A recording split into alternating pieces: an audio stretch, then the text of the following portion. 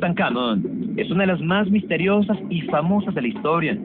Su personaje central es un faraón egipcio de la 13ª dinastía, quien tras su muerte en la adolescencia fue enterrado en una tumba situada en el Valle de los Reyes, rodeado de sus más preciados tesoros.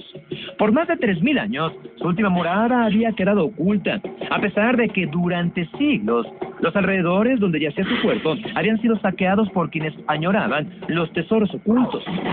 Howard Carter fue uno de los visitantes a la tumba y se había empeñado en develar el misterio del joven faraón. Desde 1917 comenzó esa tarea, con el financiamiento del arqueólogo Lord Carnarvon, y en 1922 ambos descubrieron la entrada a la tumba.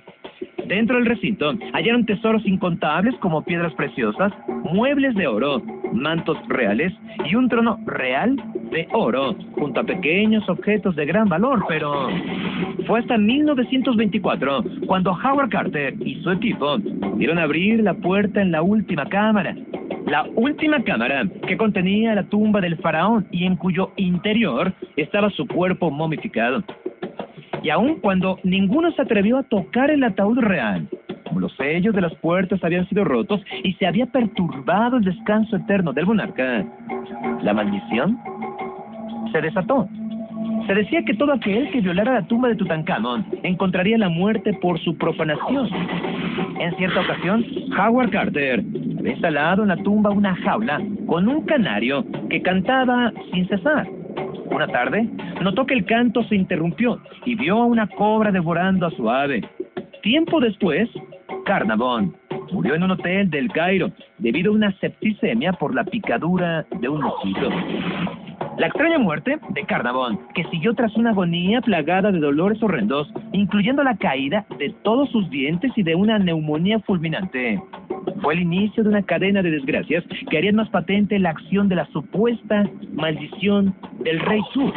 Hay que decir que Lord Carnarvon tenía un medio hermano, Aldrich Herbert, quien, motivado por el descubrimiento, se trasladó a Egipto para atestiguar la entrada a la cripta final. A su regreso a Londres, cayó muerto mientras se preparaba para tomar un baño. De igual forma, Arthur Mace, quien con una barra de hierro rompió los últimos pedazos del sello que separaba al mundo exterior de la Cámara Real, también falleció de forma extraña, sin que los médicos supieran la razón de ello. Sir Douglas Reed, quien había sacado radiografías de la momia en la tumba, enfermó de agotamiento. Regresó a Suiza, su país natal, y ahí murió. Pero seguían las muertes extrañas. La secretaria de Howard Carter murió de un ataque al corazón, y cuando su padre se enteró de la noticia, se quitó la vida. Además, un amigo de Carter que recorrió la tumba tuvo un fatal derrame cerebral. Y luego de que la momia de Tutankamón se trasladó a la Universidad del Cairo en 1925, Douglas Derry le realizó una autopsia encontrando bajo los vendajes varias piedras preciosas. Al poco tiempo, un ayudante de Derry murió de un ataque al corazón. Y así, la lista continuó.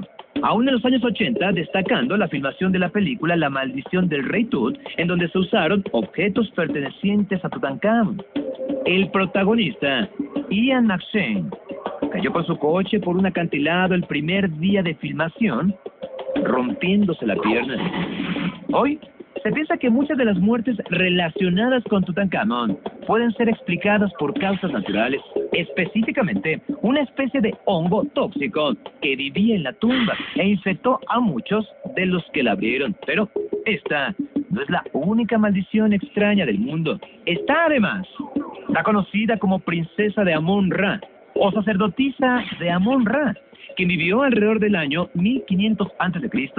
Cuando falleció, fue depositada en un sarcófago de madera, embalsamada y enterrada en una cripta en Luxor, junto a la ribera del Nilo. 3000 años después, a finales de 1890, 4 jóvenes ingleses visitaron las excavaciones que se daban en ese lugar, apreciando el sarcófago de la princesa, que recién había sido extraído de la cámara mortuoria. Los jóvenes convencieron a algunos egipcios para que trasladaran la valiosa pieza a su hotel. Horas más tarde, el nuevo propietario se internó en el desierto y no volvió a ser visto jamás. Al día siguiente, otro perdió un brazo tras ser herido accidentalmente por el disparo de uno de sus criados egipcios. La maldición atacó a los dos jóvenes restantes al volver a Inglaterra.